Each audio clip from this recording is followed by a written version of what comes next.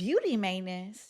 Who got time to do nails, do hair, do makeup, who? Look, I'm gonna tell you who got time. You have time. And sometimes I think as we are navigating new mommy life, new wife life, when things may not look like they did when we were younger or in our singleness, that it's kind of hard to imagine, well, what if I can't go to the salon that I used to go to and pay $300 for the hairstyle and then still buy the bundles on the side? Like, what if I don't have the money to do all that? Then I guess I just won't get my hair done. No, you can still get your hair done. It just may be a different hairstyle. Why is beauty maintenance as a mom so dang hard? Before we get into this, let's just address some of the realities that we are living in, okay? Finances are tight. Time is scarce. Responsibilities are endless. And physically, we are tired. Can I get an amen? Am I by myself, or are there some people watching this video that feel this way? The greatest resource we have is time and attention. In this day and age, especially, our attention and our time are our greatest resources. Motherhood can tire you out in a way that nothing else will. So when we talk about beauty maintenance from the perspective of a mother, we need to address physical and mental health in that conversation, because we can't even get to the nails and the hair without addressing mentally and physically where we are at. So look, I'm not gonna waste your time in this video by complaining about my situation, venting about what I'm going through, because I already know you got a lot to deal with. So what I am gonna do in this video is just tell you what actually helps me and what gives me the energy and the space to have a beauty maintenance routine of some sort, because our version of beauty maintenance doesn't really look like some of the other girls here on YouTube, how their beauty maintenance routines look, because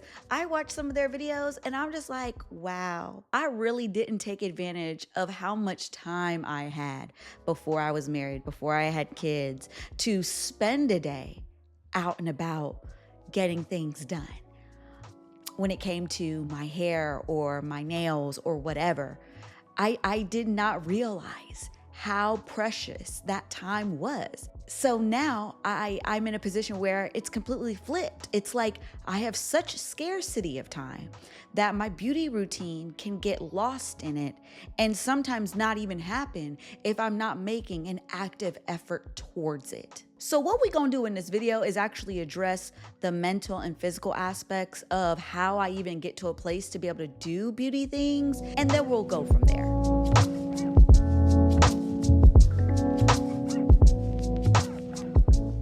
So recently I've introduced 2 new things into my physical health routine. The first being adding protein to my morning coffee. And that's been a super easy addition since I'm already drinking coffee every day. But the idea of adding something new to something you already do is called habit stacking. And it's a super helpful way to introduce new lifestyle habits that actually stick. And I use a high quality whey protein isolate that mixes really well with my coffee so that it comes out super smooth and you literally cannot even taste that there's protein in this coffee. Mind you, 30 grams of high quality protein. And I also add 5 grams of creatine to this. And I know most people, when they hear creatine, they think bodybuilder, but I'm gonna actually post a couple links in the description box for y'all of a couple podcasts that I listened to about it. But there is so many great benefits to creatine for women, specifically when it comes to your physical health, but also your brain health as well.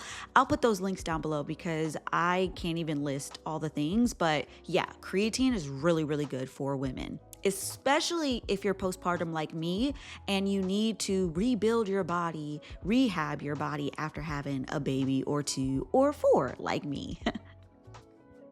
So the other thing that I've introduced into my physical health routine as well has been a walking pad. Now, I'm not gonna lie to y'all, TikTok got me with this one, okay? Because I kept seeing people having these walking pads in their home offices, and then I started getting all the ads, and then I said, finally, I'm gonna bite the bullet, I'm gonna buy one.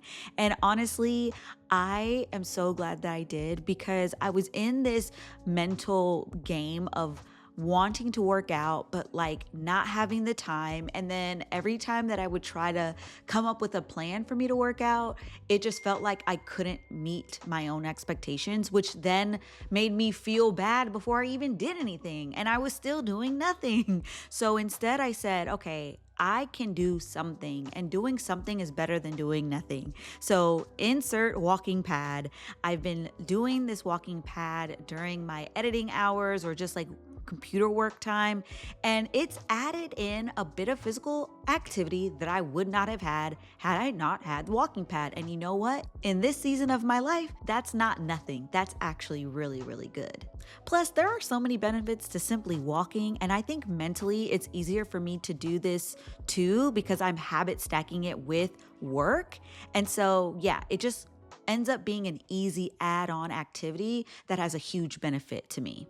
Okay, so now this is where our traditional idea of beauty maintenance comes into play. So for me mentally, being able to get myself together on a daily basis is critical, okay? Being a homeschool mom and working from home could easily have me in my pajamas every day, okay? But I choose to get dressed because it does something for my brain when I actually look good and do something, like put some effort into my appearance. And it's not about doing a full beat every day or like having these lofty expectations of like what that looks like, or even having my nails done all the time. It's actually about having the mental space to choose something just for me when I want to and not just when I need to. So sometimes I have an hour, sometimes I have 10 minutes, but being able to say, okay, what can I get done in 10 minutes, or what can I get done in an hour that maybe in another time in my life I would have had 3 hours to do or a full day to do, and being okay with having to adjust and being flexible and nimble to the season that I'm in. It's okay for moms to do things they want to do sometimes. That is not a sin. We have so many things we need to do that wanting to do something feels wrong. This is where having a supportive husband or loved ones around you come into play. I know it's hard. But mama, you gotta take the time to decide what you want and be able to communicate that to your village. And you might be thinking, I don't even know what I want anymore. Girl, I've been there, okay? But you know what? Half of the frustration you're having is because you're not making a decision. And when you make decisions the way you used to make decisions before the kids is not the way you can make decisions now. You have to be more flexible. It has to be more open to variety of how something could happen. I want you to start detaching yourself from this transactional mindset of, if I do this, then I should get that. Instead, I want you to think of it like this. I will do what is needed of me in the moment, knowing that my Father in heaven is going to take care of me. God is going to take care of his kids. He will take care of you as his daughter. He will bring people in your life to bring you relief, not just relief, but also gifts.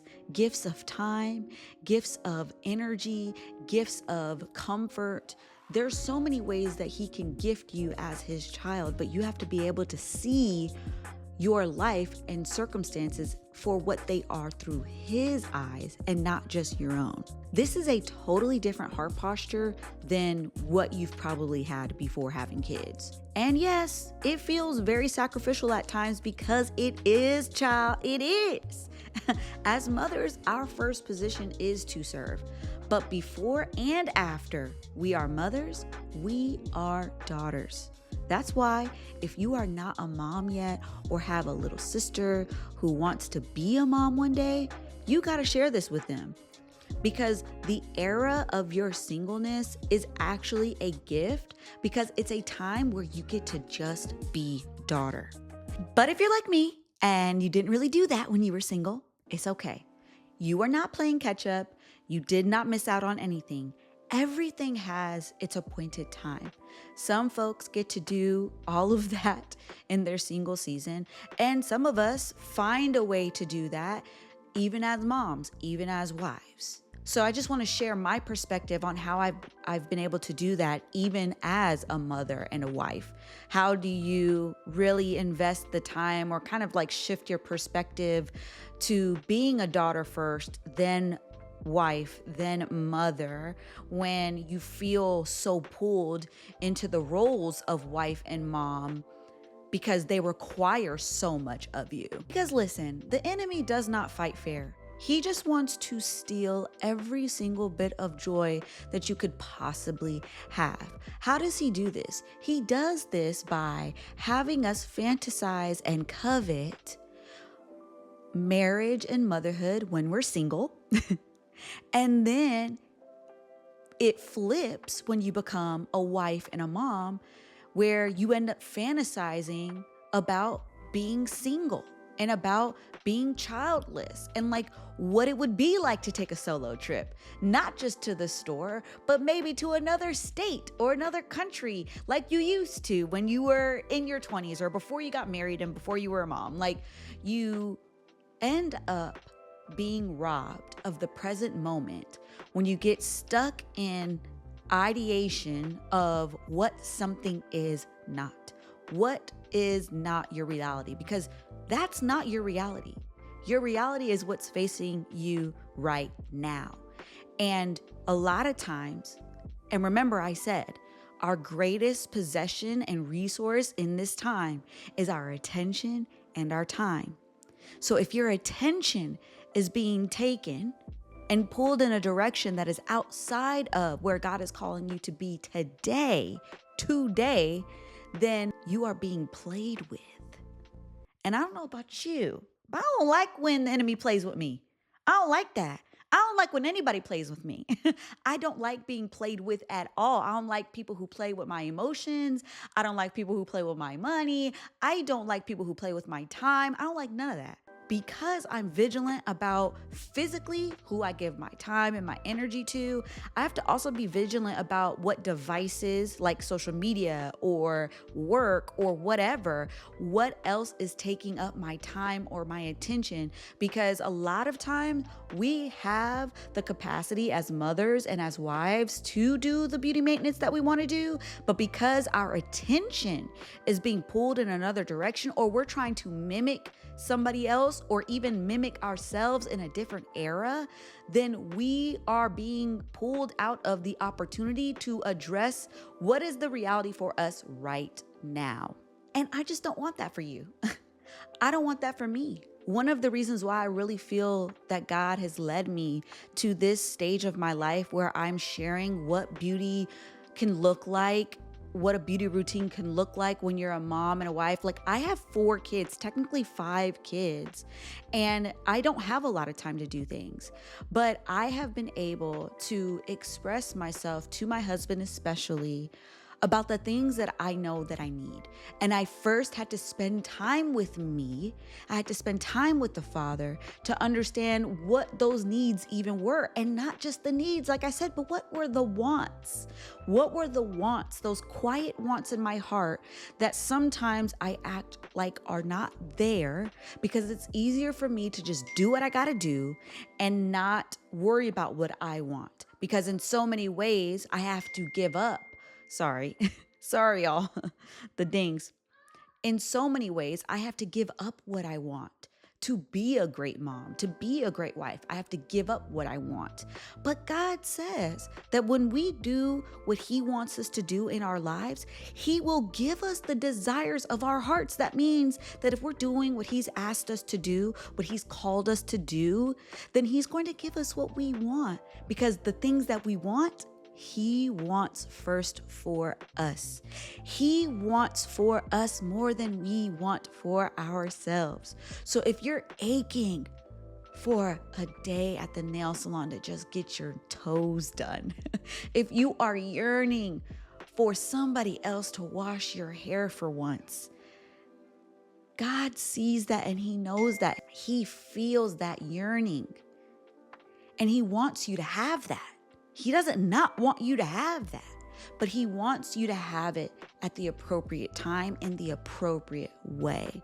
And sometimes I think as we are navigating new mommy life, new wife life, when things may not look like they did when we were younger or in our singleness, that it's kind of hard to imagine, well, what if I can't go to the salon that I used to go to and pay $300 for the hairstyle and then still buy the bundles on the side? Like, what if I don't have the money to do all that? Then I guess I just won't get my hair done. No, you can still get your hair done. It just may be a different hairstyle. You may be going in for a wash and press, and it may not be you going to the stylist that costs $200-$300 a session. It could be you find a stylist that charges $95 for the visit, or you figure out a style that you can create on yourself to get you the time in between those $200-$300 visits that you want to do, right? Like figuring out a way to look at your life and say, what can I do? And when you get tired enough of saying what you can't do, you'll get there. But I just hope that this video helps you get there sooner, because you can do a lot, sis. You can actually do a lot. I remember feeling so irritated and frustrated when I could not go get my nails done and I couldn't go get my toes done. And I was so angry about it. Like, of all the things that I had to learn to do myself or to stop doing or whatever, or grow into as being a mom and a wife, like, the nails were like the thing that pissed me off the most. I don't know why. I don't know why. But that was hard for me. And eventually I got irritated enough to where I said, you know what? I'm just going to teach myself how to do my nails. I'm just going to teach myself how to do it. And I just kept doing that, because at the end of the day, I said I was tired of saying what I couldn't do and getting hit by the idea that, like, well, you don't have enough time, and you don't have enough money, and you don't have somebody to watch the kids, and you don't, and you don't, and you can't, and you can't. And I was just annoyed by it, to the point where I was like, you know what? I'm gonna figure out what I can do. Because one thing motherhood will do is teach you how to make something out of nothing. Okay? Motherhood will teach you how to take inventory of your home and figure out what it needs to function better, what it needs to flow better. Motherhood will teach you how to discern what the hearts in your home need, what your children, what your husband or your spouse, anyone who's living in your home, what their hearts need, right? And motherhood can also help us be better managers of our own hearts, because from that place is where everything else flows. Because at the end of the day, like I said before and after we become mothers, we are daughters. And that daughter position will always be first. I don't care if you get married at 18 or 80.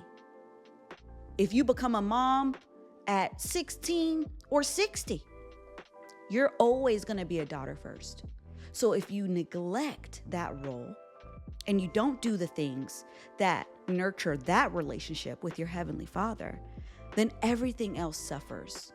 So it's not just about being able to have this super elaborate beauty maintenance routine. It's not about that. It's about saying, God, I know I don't have a lot of bandwidth mentally, physically, emotionally, spiritually, to give myself a lot of time. But what I do know is that you want good things for me. And I know taking care of myself is a good thing, because this is a temple for you, my body. I want my mind and my heart and my soul and my limbs to be healthy for you, so that I can be a vessel for you. So as daughters of the Most High, like, we have to remember that our beauty maintenance routine ain't just about having a new set of nails or a new hairdo or whatever. It's about being in pristine condition on all fronts, physically, mentally, soulfully, taking care of our first home, our hearts, so that we can do the kingdom work that we do as the mother, as the wife, as the sister, as the friend. We can't be our best there if we're not doing the inner and outer beauty maintenance required to be who God has called us to be. So I just hope this video encourages you to say, hey, I get it. I'm there with you. I'm sitting on the floor of my bathroom right now. Just did my nails, some press-ons, because I ain't got time to go to the nail salon and get a full, real French tip. But I can do 10 minutes. I can do 10 minutes in the bathroom, you know? And so can you. And it can be that easy. It can be that simple. But sometimes if we physically don't feel well, we mentally don't feel well, then we can't even get to the point of being able to figure out something of a compromise in our routines that make us feel good, because we just can't do it. Like, there's an order of things for women, and it starts with like the relationship that we have with everything in our lives, not just the things, but the people and how everything connects, because everything is connected. Everything is connected. So of course, your beauty maintenance routine is connected to your physical, mental, and spiritual health.